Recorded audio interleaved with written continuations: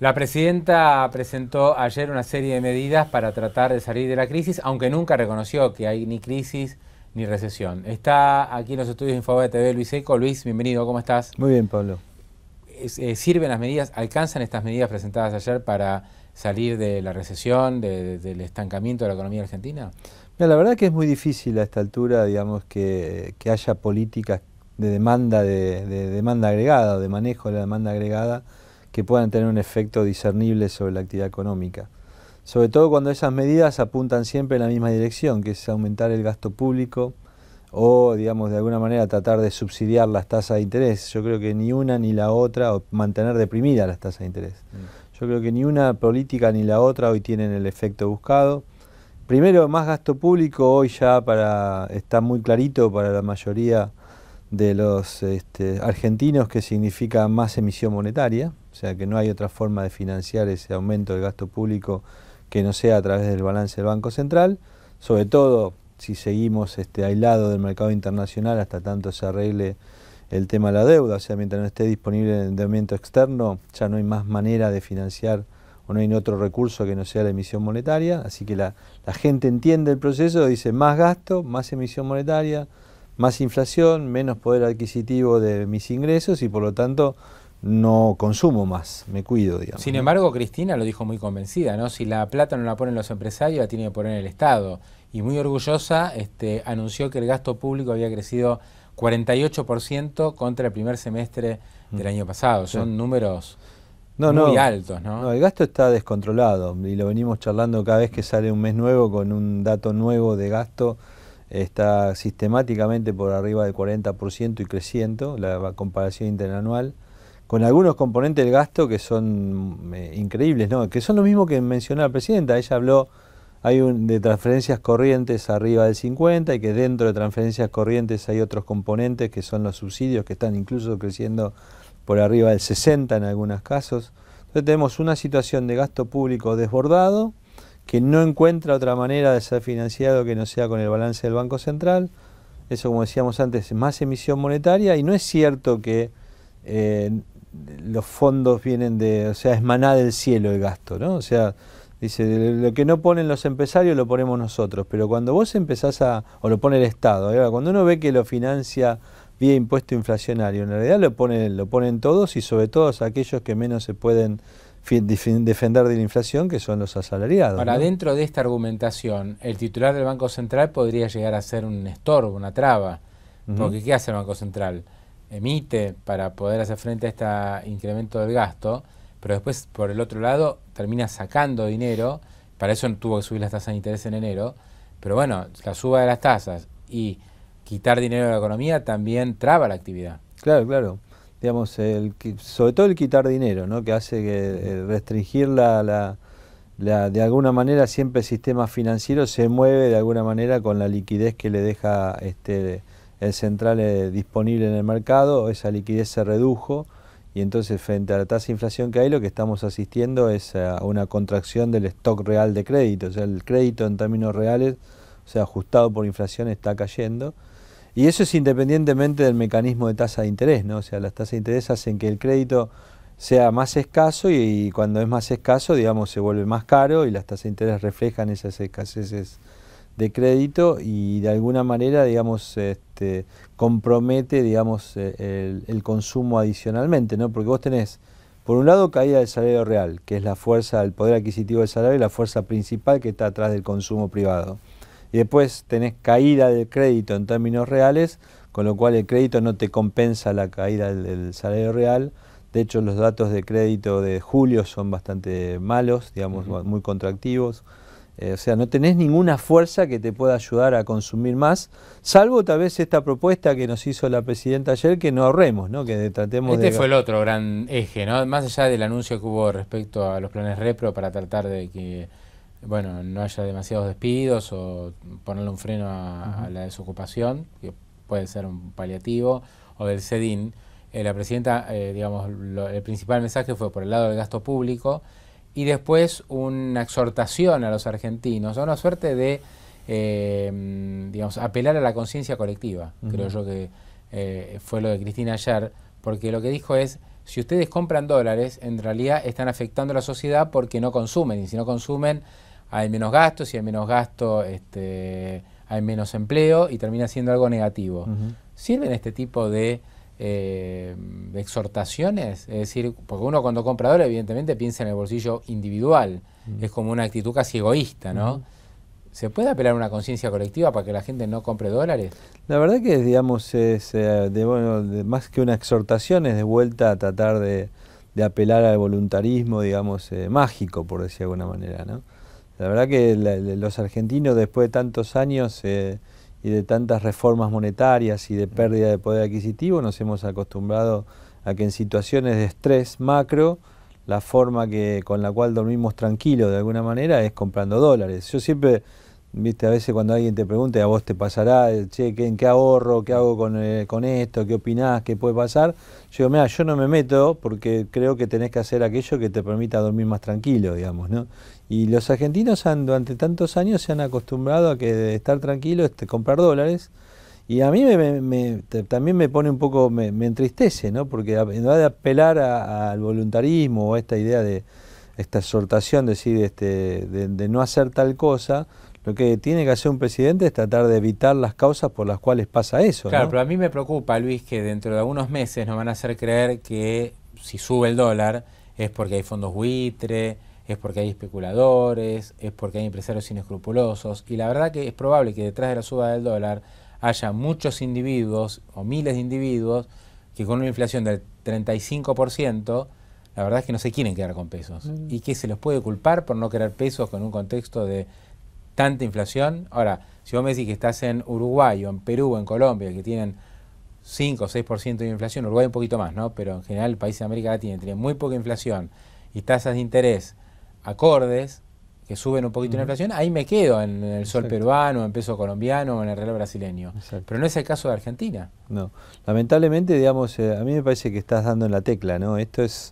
No es que hay mega inversores o la gente más rica de la Argentina la que toma esta posición, basta con ver lo que pasó en estos días, ¿no? O sea, vos, el aumento de la demanda de dólares en las sucursales y de demandas transaccionales muy pequeñas, se incrementó notablemente. 30 millones de dólares diarios, ¿eh? Sí. Lo que es el dólar ahorro, que encima no es un dólar libre. No, no. O sea, es un dólar que es tipo de cambio oficial más un 20%, pero con cupo. Y recordá que esto era una cifra diaria previa que rondaba en torno a los 6, 10 millones, o sea, nunca había pasado de la cifra de 20 millones diarios, salvo algún pico puntual. O sea, y yo el otro que noté, que digamos lo comentaba el otro día, que camino usualmente por la calle, por el centro, calle Florida, y hay una explosión de los arbolitos. Cada vez que el dólar se mueve, ¿no? Digamos, vos notás que digamos, la incertidumbre, y como hay una brecha grande, también hay un atractivo grande para el que intermedia detrás de las posiciones esas de dólares, ¿no? O sea, si vas a comprar grandes sumas de dólares, podés hacerlo a través de mercados donde el dólar está más deprimido, después lo vendés bajo la forma de billete. Digo el dólar totalmente informal billete, no el ahorro, ¿no? El dólar ahorro es el central, el que lo provee, y la pregunta que nos estamos haciendo todos es ¿hasta cuándo? De hecho, el cepo, digamos, a la compra de dólares de los importadores se está achicando un poco más, o sea, se está haciendo más intenso y más fuerte. Eso lo venías anticipando, ¿no? Que el central estaba pisando los dólares para los importadores, y ya en los últimos días se comentó mucho, incluso en notas periodísticas. Sí, se nota un poco, de alguna manera intensificado.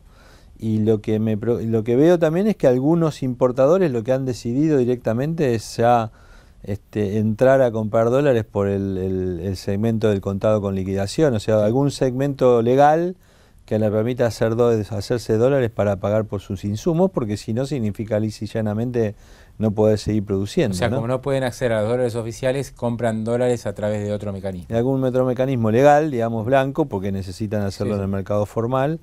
Ese dólar, digamos, con todo con liquidación, ya está en 10,50. 10,50. O sea, va subiendo también. Lo cual, digamos, la diferencia entre el 8,20 o el 8,30, digamos, y el 10,50, desde el punto de vista estrictamente productivo de los mecanismos de formación de precios, genera también presión inflacionaria adicional por el lado de la oferta. Entonces, la verdad es que estamos en o sea, se ha producido, se está produciendo, si querés, un reacomodamiento al evento default, por llamarlo de alguna manera, que apunta todo para el mismo lado. ¿Qué significa? Del lado de la respuesta de política económica, más de lo mismo.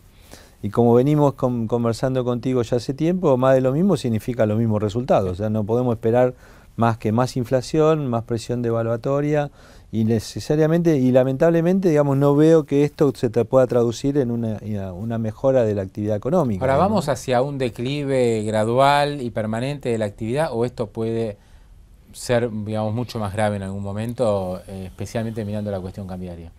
Mira, yo creo que para que estos episodios se aceleren, se agraven y terminen, digamos, pareciéndonos a otros episodios del pasado, usualmente necesitas que la política se deteriore, ¿no? O sea, como, digamos, no hay en la historia argentina reciente ninguna crisis o episodio de crisis económica, política, primero económica y luego política, que no haya sido acompañado de un proceso muy rápido de desgaste presidencial y de erosión del poder presidencial. Siempre las crisis tienen como actor relevante y principal a un gobierno débil, digamos, ¿no? Y la verdad que, como venimos diciendo, y más allá de que tal vez no sea todo tan claro las causalidades de por qué la presidenta está mejorando, si es solo un problema de confrontación y de vuelta al relato épico o no, la presidenta tiene niveles de aprobación que son altos, digamos.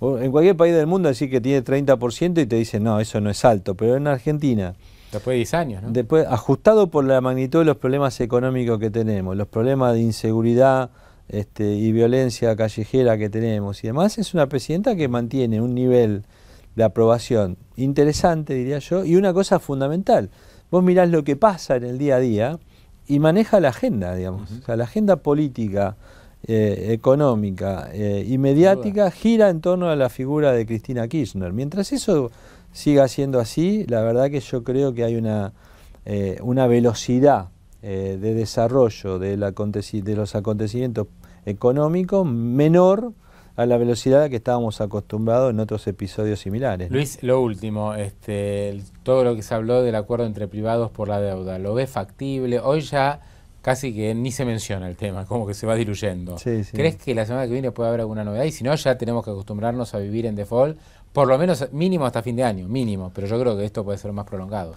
Mira, yo sigo teniendo la misma actitud que tuve de un principio. Yo lo veo tan complejo el proceso, tan difícil de coordinar y sobre todo muy difícil de concretar si no hay un auspicio concreto o una participación concreta del gobierno. Al menos entiendo que no lo pueda hacer demasiado explícitamente, dado los temores que se tienen de que se gatillen algunas cláusulas y más. Pero está claro que si no hay una actitud distinta de parte del gobierno de cara a lo que estaría dispuesto a hacer post arreglo entre privados, o sea, esto es una primera etapa, arreglo entre privados, después o durante tiene que haber un arreglo entre el privado que compra y el gobierno, porque si no, digamos, obvio, es imposible poner plata sin saber a qué tasa la vas a recuperar. No, es evidente que si el gobierno quiere que haya acuerdo entre privados, lo disimula muy bien. Exacto. Primero en los discursos. Después ayer Cristina, bueno, venía de pegarle al Bank of New York Mellon en el discurso anterior. ¿Y ayer a quién le pegó? Al Citi, que es uno de los supuestamente que está encabezando el consorcio de bancos que está negociando con los buitres. Pero si vos querés que eso ande bien, digo, no te metas con uno de los 4 bancos que está negociando. Aparte porque una crítica menor, no, claro, y invirtió bastante con el Citi, ¿no? O sea, muy fuerte, la verdad que me da una pista de que no les importa en lo más mínimo ese acuerdo entre privados. Mira, la verdad que, digamos, yo estoy totalmente de acuerdo contigo, ¿no? Lo que creo es que el gobierno se está enfrentando con aquellos que deberían ser sus aliados en todo el proceso, incluyendo al juez. O sea, la vieja historia de esta, hacete amigo del juez, digamos, ¿no? O sea, la verdad que vos tenés una actitud de tanta confrontación con el juez, con el sistema judicial americano, ahora con el poder ejecutivo americano, con los bancos que actúan como intermediarios del proceso del lado argentino, porque son los bancos que puso Argentina en el proceso, digamos, para actuar, digamos, para pagar agentes pagadores de la deuda argentina. O sea, se está enfrentando con los que deberían normalmente, digamos, constituir alianzas serias, seguras y tirar todo junto para tratar de resolver el problema. Así que a mí me parece que ahí tenés un impedimento gigantesco. Hay que esperar ahora qué sucede en la audiencia que vamos a tener un rato de Griesa, del juez Griesa con... No, pero cada audiencia de Griesa es para peor. O sea, bueno, yo hay uno... un reto, ¿no? Es como que la relación entre el juez y la Argentina cada día se deteriora más. Y lo que pasa que es lo que tiene, es la consecuencia de esta actitud que ha mostrado Argentina en los últimos días. Obviamente apostar un acuerdo entre privados con esa actitud de por medio del gobierno es cada vez más utópico. De hecho, yo te diría, veo dos cosas, ¿no? Una, cada vez más gente que cree que este es un tema que no va a arreglar este gobierno. O sea, antes éramos algunos que pensábamos eso y vos se lo empezás a respirar, digamos, en las consultas, las preguntas, los que se escribe por ahí, o sea, esa sensación. Bueno, no se arregla durante el 2014. ¿Se va a arreglar durante el 2015 con este gobierno? Una gran duda. Y lo otro que me parece que empezó a generalizarse, y te escuché la muy buena entrevista que hiciste ayer con Marcelo Echevarne, en la cual él decía que él sabía que había ya algunos inversores comprando bonos para acelerar, ¿no? O sea, que estaban pensando en acelerar. Yo ya pienso que es lo que el gobierno quiere que suceda. Que se caiga todo el canje y bueno, listo. Entonces no arreglo con los buitres y otros me quieren complicar el canje y bueno, lo arreglará otro gobierno que verá de qué manera arregla todo esto, ¿no? Y ahí, digamos, yo diría que eso me parece que hoy hay otra gente que está diciendo lo mismo, que se empieza a ver tal vez que esta idea que tuvimos al principio, que bueno, a quién le conviene acelerar, por ahí hay alguno que está viendo alguna cosa. Por otra parte, Luis, y para cerrar, ¿no? Fue el consejo que le dieron los abogados a la Argentina. Sí, no. Que defaultee y que pase toda a ley local, o sea, que reestructure toda la deuda de la ley extranjera y la pase a ley local. Sí, lo discutimos bastante cuando salió este famoso memo que se dio a conocer hace tiempo atrás de Cleary, y la verdad es que, digamos, si uno lo mirás ahora con el diario del lunes, aquello que parecía una cosa media irresponsable y loca de los abogados de Argentina, vos mirá lo que pasó hasta acá y es como que se siguió bastante bien esa hoja de ruta, ¿no? Luis, un gusto como siempre, muchísimas gracias. Un placer. Hasta luego.